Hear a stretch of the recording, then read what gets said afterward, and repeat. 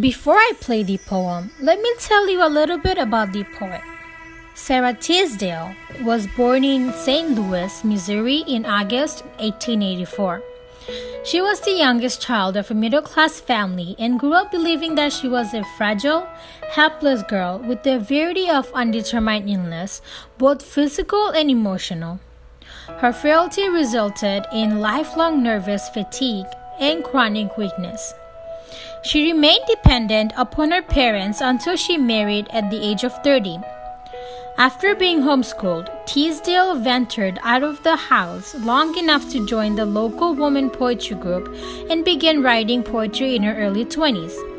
Her poem mainly focused on love from a woman's perspective and his childlike innocence, which was widely acclaimed, being published in major poetry journals in Chicago, New York, and Europe. She became popular and was welcomed in the circles of America's most estimated early 20th century writers. But she was her worst enemy.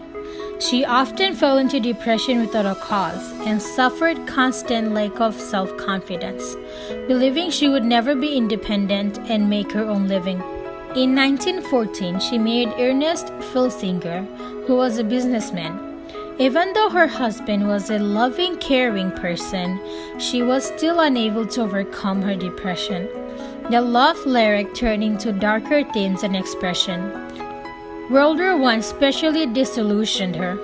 In 1920, she published Flame and Shadow, which included There Will Come Soft Rains, which demonstrated her turn toward philosophical and socially conscious themes. In 1929, she divorced her husband against his will and lived in her New York apartment. In 1933, she took an overdose of sedatives and lay down in a tub where the nurse found her body the next day.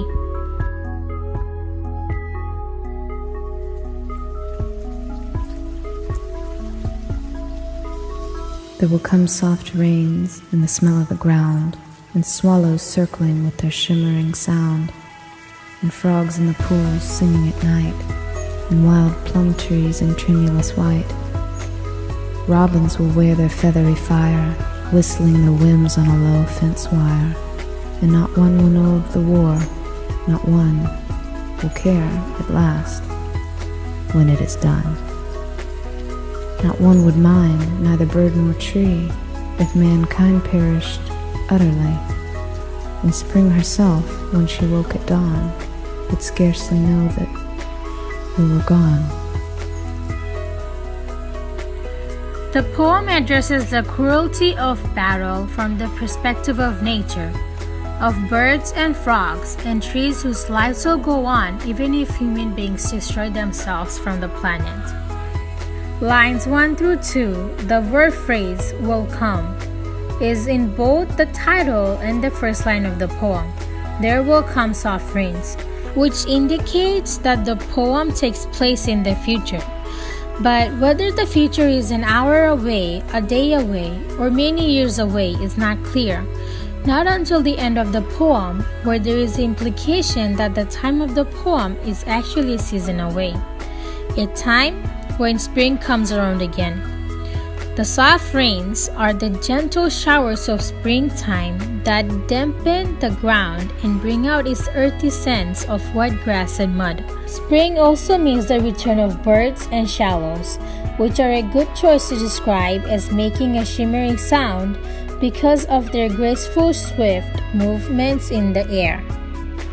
Line 5 also contains a foreshadowing image as the robins are wearing their feathery fire. The reddish-orange color of robin's breast resembles the color of fire, and fire is a part of war, whether it refers to a gunfire itself or to actual fires that often result from hand grenades, cannonballs, or bombs. The intention is to portray the beauty and peacefulness of nature against the horrific imagery of battle. Line 6 reinforces the idea of innocent animals, playfulness, and nonchalance amidst human chaos. The robins sit on a fence wire, whistling their whims, because they do not have the same worries and fears as humans do. Line 11 reveals the time in the future when the soft rains will come.